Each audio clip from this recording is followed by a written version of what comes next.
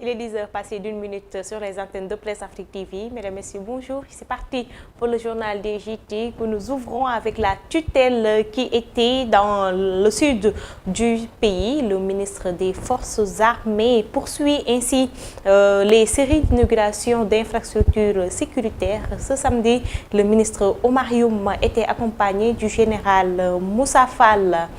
Alors, je vous propose de suivre les images avec Alassane Ba.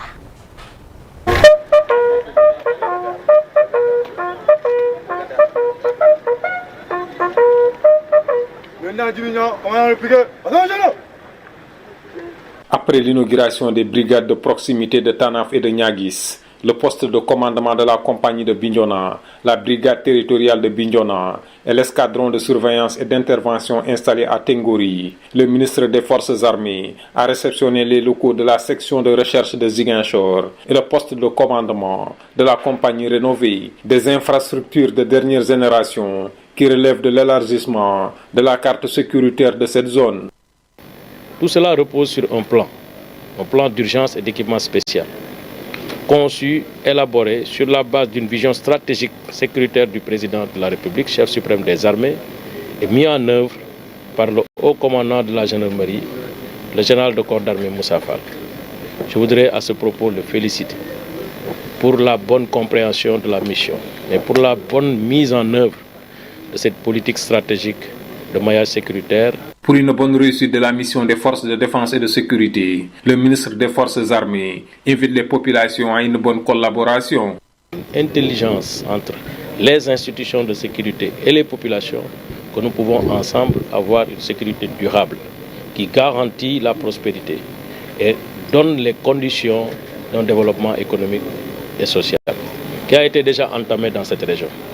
Le président de la République était là en 2012. Je pense que ça fait partie des deux premières réunions de conseil de ministres délocalisés. C'est à Ziguinchor. Cette région a connu il y a quelques mois de violentes manifestations qui avaient causé beaucoup de dégâts. Le ministre des Forces armées invite les acteurs politiques à plus de responsabilités et à éviter les déclarations clivantes qui ne font qu'affaiblir notre système institutionnel et politique. C'est pourquoi vraiment j'insiste sur cet appel qui a été au cœur de mon message pour que ensemble nous puissions construire le Sénégal de nos rêves, le Sénégal de progrès, le Sénégal qu'on connaît par sa courtoisie, par son teranga, le Sénégal qu'on connaît par sa diversité ethnique, religieuse, confessionnelle. Le Sénégal-là que nous voulons, ce Sénégal de paix et de progrès. Les nouvelles infrastructures vont participer à l'intensification de la lutte contre les menaces sécuritaires comme la culture et le trafic de chanvre indien, la coupe de bois et les vols à main armée. Défendre haut et fort notre patrimoine spirituel, historique et le transmettre à nos enfants. C'est l'appel du président Macky Sall. Le chef de l'État a présidé samedi dernier la cérémonie de clôture de la semaine du patrimoine chez Ahmadou Bamba Mbacké. Les détails, c'est dans ce journal DJT avec Omar Ying. Du fondateur du mouridisme. Au moment de la clôture, la communauté mouride s'honore d'accueillir le chef de l'État. Monsieur le Président de la République, vous êtes authentique, sincère et dénué d'ambivalence. Vous nous avez aidés et accompagnés tout au long du processus d'acquisition de ces 6 photographies inédites de Serigne Touba. Vous avez décidé d'inscrire la mémoire iconographique de Cheikh Ahmadou Bamba Mbacké sur la liste représentative nationale du patrimoine culturel immatériel. Vous êtes le premier contributeur sans nul doute pour mettre en place le Kërou Barkelou au musée du mouridisme. Son Excellence, Monsieur le Président de la République, Au nom du Khalife général des Mourides, de tous les talibés, nous vous remercions vivement, infiniment. Djeredjef. Le patrimoine de Cheikh Ahmadou Bamba, une opportunité pour l'humanité. C'est le thème autour duquel les travaux ont tourné. Un sujet qui apporte une valeur ajoutée à la réflexion dans un monde qui fait face à une crise multiforme. Le vénéré Cheikh Ahmadou Bamba a incarné toute sa vie durant les valeurs élevées de courage physique, de travail acharné et d'élévation spirituelle et intellectuelle. Aujourd'hui, notre humanité est blessée par les contre-valeurs de notre temps, l'ignorance, l'obscurantisme, les extrémismes de tous bords et l'ego surdimensionné. Autant de contre-valeurs que le vénéré Cheikh Ahmadou Bamba combattait par son mode de vie et sa plume, célébrant Dieu et son prophète Mohammed sallallahu alayhi wa sallam. Au nom du Khalife général des Mourides, le porte-parole Serigne Bassirou Mbacké Abdou Khadre a remercié le chef de l'État.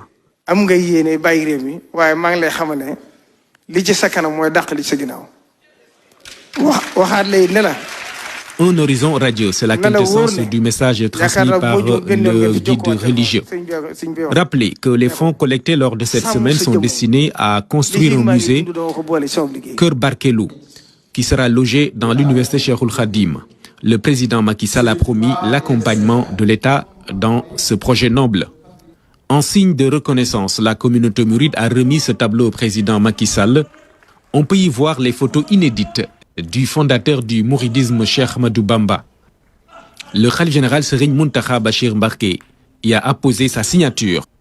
Et nous parlons à présent de politique avec le parti dissous PASTEF qui est toujours d'actualité selon Moustapha Sarré qui était l'invité du jury du dimanche sur ITV. Il soutient qu'ainsi Ousmane Sonko reste toujours éligible et doit aller au prochain scrutin du 25 février de 2024. La synthèse est avec Mamadou Dia. Vers où il perd son procès contre Mame Mbaye Niang, le Conseil constitutionnel rejette son dossier de candidature. Son projet semble désormais mort-né. Le directeur de l'école du parti ex-PASTEF, Moustapha Sarré, refuse de l'entendre. Il ne peut pas mourir, le projet. Le projet tel PASTEF ne mourra jamais. Ce projet, il est tout plus qu'actuel parce que ce pays a besoin d'être changé. Et il ne peut être changé que par ce projet. Ce projet, on peut le décrire par cette expression. C'est un Sénégal de développement dans une Afrique en progrès. C'est ça, en gros, le projet de PASTEF. Le directeur de Daara Cheikh Anta Diop ne partage pas les sentences tombées sur son leader. Pour Moustapha Sarré, Ousmane Sonko est toujours dans la course pour l'élection présidentielle. On va déposer un rabat d'arrêt dès la notification de l'arrêt de la Cour suprême. Il n'a pas été condamné dans l'affaire Sweet Beauté. Pour le troisième dossier judiciaire qui le concerne, c'est toujours en instruction. Donc, M. Ousmane Sonko est toujours éligible au sens du droit. En tout cas, au sens du droit, il est toujours éligible. Pour ce qui est du choix de Habib Sy, qui serait le plan B des sympathisants d'Ousmane Sonko, Moustapha Sarré dira qu'il ne faut pas confondre système et personne. Habib Sy, c'est un grand allié de PASTEF. Habib Sy a toujours été à nos côtés, surtout pendant les moments les plus difficiles. Habib Sy, on ne peut pas le considérer comme un homme du système. Un système, c'est une organisation. Ce n'est pas une personne, ce ne sont pas des personnes. Habib Sy a appartenu au PDS, il a occupé de hautes responsabilités dans la République, mais aujourd'hui, on ne peut pas lui reprocher d'avoir, par exemple, détourné de l'argent. Est-ce que vous avez déjà entendu Habib Sy dans ces magouilles dans lesquelles pataugent beaucoup de responsables, d'anciens responsables du PDS? Vous ne l'entendrez jamais. Sur leur organisation politique dissoute, Moustapha Sarré soutient qu'elle existe toujours.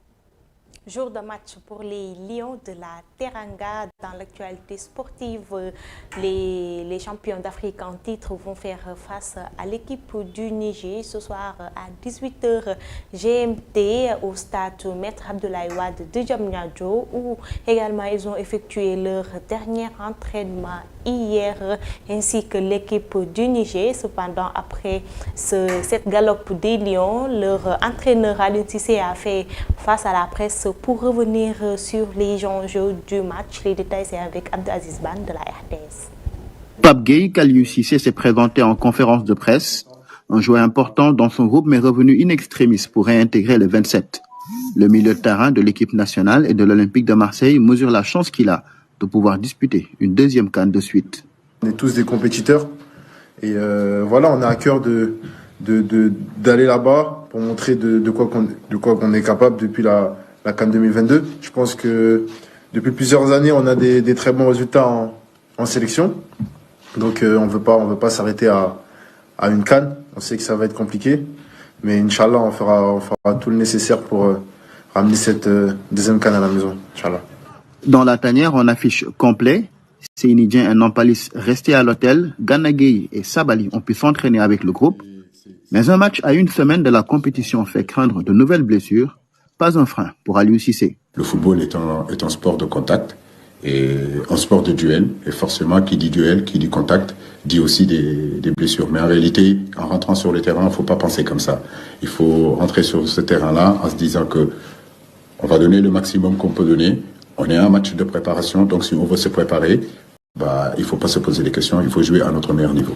Sénégal-Niger, match amical, mais aussi au revoir entre Lyon et leurs supporters. Le public qu'Aliou Cissé espère mobiliser et passionné derrière l'équipe nationale. C'est ici donc au stade Maître Abdoulaye Wade que les Lions vont affronter le Niger en match amical. Et c'est ce reportage d'Abdelaziz Ban qui va mettre fin à ce journal DJT. Mesdames, Messieurs, merci de l'avoir suivi. Continuez à regarder nos programmes sur Presse Afrique TV HD et surtout à nous lire sur presseafrique.com. Quant à moi, je vous retrouve dans 2 heures dans votre bloc d'information Midi Gang.